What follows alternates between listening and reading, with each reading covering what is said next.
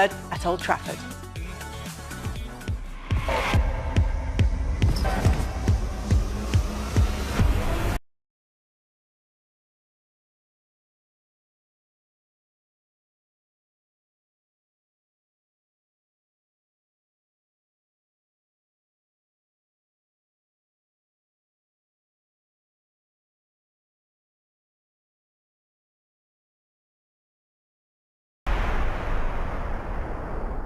Manchester United against Spurs, always another one that's always a good fixture, or at least an interesting fixture, or one that feels it has some significance. Do we know what Eric Ten Hag's Manchester United looks like, what he wants it to look like now? I think reading Luke Shaw's comments, saying that he can see what's happening in training, it's going to take time for it to get into the games, for the confidence to come through, especially with like Eriksen missing as well. But they want to play quick, they want to play through the lines, they want to create chances. But I think up to this point in the season, I think they've only had 42 shots on target, something like that, and it's not enough really for Man United. But at the same time, it's slowly coming because they're creating chances. They are creating chances. We sort of miss the chances, but it comes with the confidence of what you're seeing happening day to day in training, starting to happen on the pitch. So you can see it a little bit, but you can see that they're still trying to get there. Just on exactly that, right? Someone put to me yesterday when connected United after the 0-0 draw at Newcastle, said you can see actually things coming together, but it looks like a team that don't have belief in themselves and scoring at the moment. Yeah. Which I mean is quite interesting, I suppose. That would collectively. Yeah, but the only thing that happens with that, Megan, Sean might be able to enlarge, is when you're trying something and you're trying it, but then you don't get the outcome as it happened.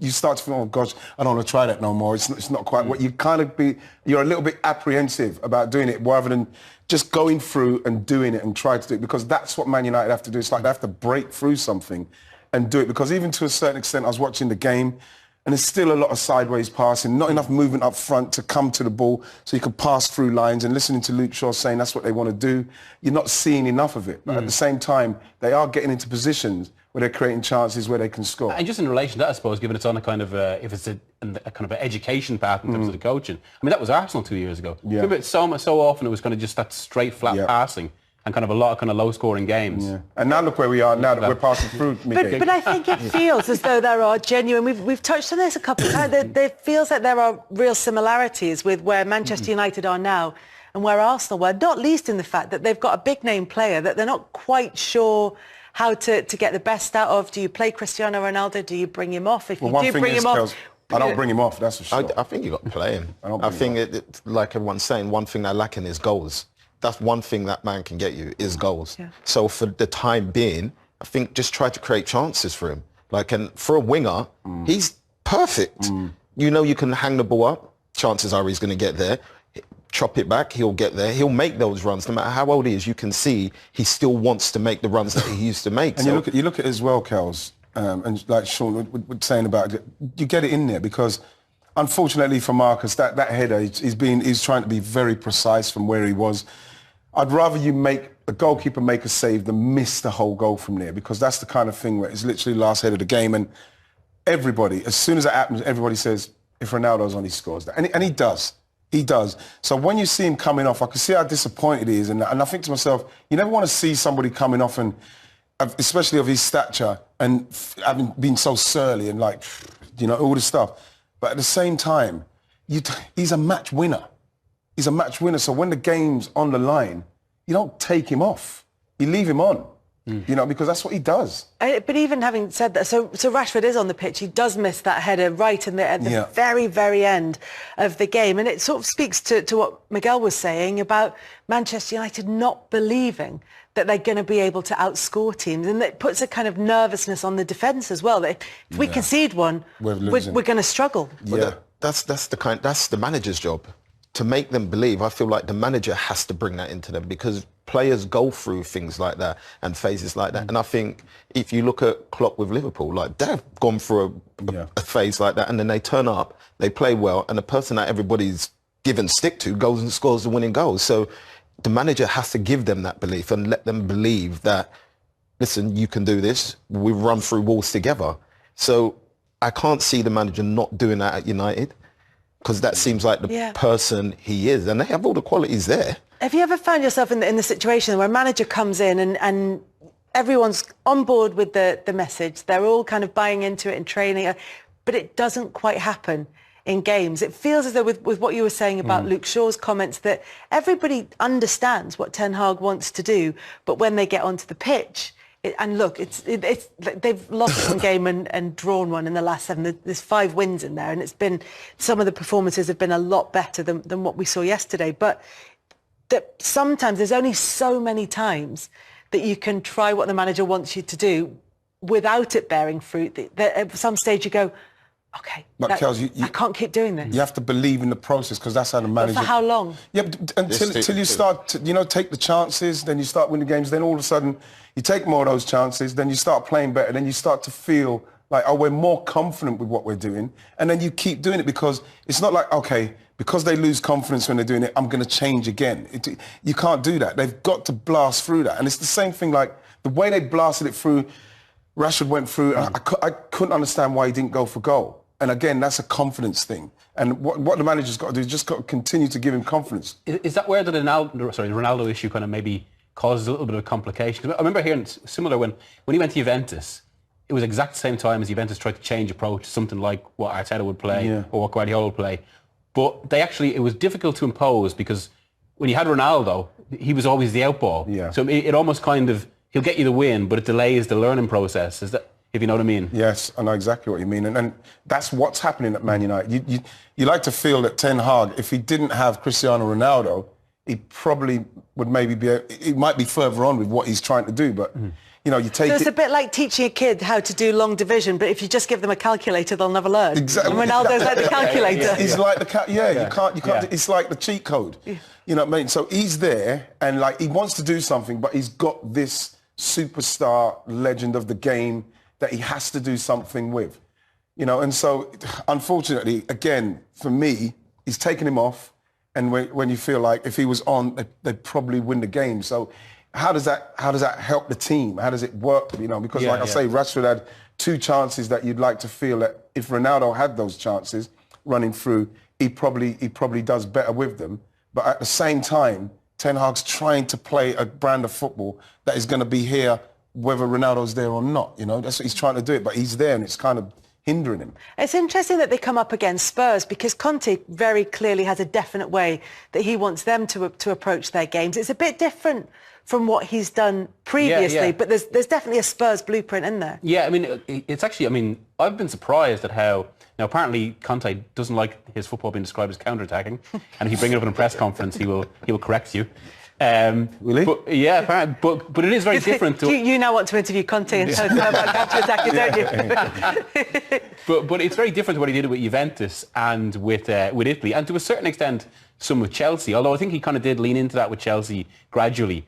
Now I've been told separately by people who know him in Italy that there's a thinking that one of the reasons that Spurs look a little bit stale at the moment is because he's trying to conserve their energy and their kind of their physical output for the season for after the World Cup. Right. So he's consciously kind of having them playing a bit more restrained right now, and that could prove, if it's true, could prove. Did you say restrained? He's just parking the bus. Well, Mourinho got the sack for that, doing the same thing, basically. The thing is, when I watched them at the Emirates again, I don't know what else you'd call them. If you don't call them counter-attacking, simply because they were so deep in their own box. There's no other way that you can describe how they were playing. I thought that they weren't tight enough on people, and we know that they're capable of breaking and bam, Harry Kane or Son, and then the game's over. But you can't. I don't think you can describe Spurs as anything at the moment other than counter-attacking, because they haven't got that player in the midfield that links the play, so you can play out and play like a possession game, and then people make runs off of the fact that you're building through the midfield. So I can't understand why he corrects that, because I see Tottenham as a pure counter-attacking side. Even the midfielders he signed generally tend to be runners rather than actual passers. Yes. And they find themselves, level on points with Manchester City. They're getting the results that way, and it's why it's quite an interesting comparison with Manchester United, in that they're sort of playing a certain way, Spurs. The fans aren't particularly buying into it. I know quite a few Spurs fans who've been saying, we've not been that good this season. Even North London derby aside, even in the games we've been getting results, we've not been playing that well. And yet they find themselves in a really strong position. It seems like, if you're saying it's about getting ready for the World Cup and preparing. It feels really well calculated. I mean, that's a potentially interesting thing about their season, whether maybe in January, February, they explode and we're hailing Conte as a genius, that he maybe sees this as a kind of an opportunity for Spurs. That's almost like a reverse Mourinho, isn't it? Because he would sort of send teams out fast at the start of the season and then tighten it up for the title run-in. But we won't know the truth of that until after Christmas. And then as well, Miggy, what he might have a player in mind that come in. You don't know that. Like with them, when their fitness and them just staying amongst it, it feels at the moment like they're creeping up. No one's speaking about them too much. Everybody's talking about how they're not this or they're not that. But at the same time, we've got an elite manager with elite players in Tottenham's side. And if that happens, Kels, where all of a sudden he adds a couple of players to that after the World Cup, and then they're still in touch, you have to start looking at Spurs because they're not playing unbelievably right now, and they're in touch. Yeah. And with their 2 stars firing, basically. Yes. 2 stars absolutely firing, and a brilliant, rock-solid relationship between their main star, Harry Kane, and the manager, Antonio Conte, which again is a kind of a contrast to what's going on at Manchester United, where you feel that Ten Hag would rather not have to factor Ronaldo into the equation. But conversely, at Spurs, you've got someone who is absolutely the person that the team seems to be guaranteed to get the best out of. Yes, and we're talking about somebody who, that's it now with Harry. You'd have thought that he's going to be at Tottenham now. I mean, there's all these murmurs of Bayern Munich, but I just can't see him moving away. With all due respect to Bayern Munich, if Conte's staying, I'm Harry Kane, I'm probably staying because, like I say, you just look at it, and the way that we don't know what's going to happen after the World Cup. We don't know how everything's going to pan out because of having in this crazy time. It's crazy. But the fact is, if they come back and they're in touch, and I just feel like something is going to happen this season that is not in the ordinary. I really feel that. I'd agree because it's such an unknown. Yeah. And it's what Harry Kane wants to achieve now in his career, isn't it? I mean, you could go to Bayern Munich, win the title in Germany, maybe have a chance at winning if he'd done that, the Champions League. He still wouldn't get the kind of recognition. And I'm not being disrespectful to the Bundesliga or Bayern Munich, but if Harry Kane stayed here with Conte, you have to say that's the best chance, especially trying to beat a City side. That's the best chance you've got of trying to win the Premier League here with what they're trying to do. So why take the chance of going there? And even if you do win the Bundesliga, people are not going to give you the credit for it. It didn't hurt Robert Lewandowski, did it? No, it's not hurt Robert Lewandowski, but at the same time, we're talking about Harry Kane, who hasn't won anything. Yeah. So it's whether or not you take that gamble of staying at Spurs and potentially not winning a trophy, although Conte's won trophies everywhere he's been. So you put your eggs in that basket. I'd rather stay at Spurs and try there because of the stature that he'll have there. He'll probably get a statue and all that sort of stuff if he can do that. But do you think he'll have one eye on Alan Shearer's Premier League scoring record? Do you think there's a personal achievement in there as well? Without a doubt, you could see that that's something that he would he'd go for, and it's something that he's probably going for. You'd have to say that with Harry Kane, and he's the kind of player that I'd love for his loyalty to the club. And we saw what he wanted to do with City. We knew he wanted to leave, but his loyalty to the club, I'd love for him to have a real blast and get something because he's been an unbelievable pro. Yeah.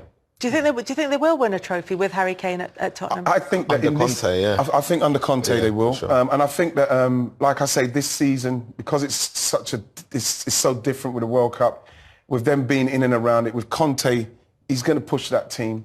Maybe come after January, Kels, they'll blast out a bit more and they'll really go for it because you're still not seeing like Son at his real best. Kulusevski's not at his really best yet. We've seen Bentancur starting to do a bit. We know Harry Kane's going to score, but you have to say if they add something to it and City keep slipping up like they did the other day. Why City? You can just say Arsenal. Arsenal may slip up. No, with City maybe slipping up, they might be able to catch them. So, we'll see how it goes. We'll finish second behind Arsenal. Our goal is top 4, and then we'll see where we go from there. It's when we were talking about Conte preparing for this season, which is unique, and it has a World Cup in the middle of it. Richarlison is one of the players who they were a bit worried about. He was in tears when he got injured at the weekend. But Conte's been talking about it. He's set to have an MRI scan, but they think it's not as serious as they first thought, and that there is a chance of him being able to get to the World Cup, Richarlison. I mean, if you're Antonio Conte, do you want him going to the World Cup? This is the thing, like Conte's been asked about the World Cup, like, does he really care? I mean, he obviously has to talk about what's best for his player, but like, I mean, his concern is Spurs, and yet he's answering questions on Brazil. You wouldn't want, especially like I say, this season is the one where we don't know what's going to happen. You wouldn't want someone like Richarlison going if he's struggling. But when you see a player go down and he reacts like that, you always feel like there's something. It's not good. Yeah, it's not good. One team we haven't talked about in terms of the top of the table is Chelsea. And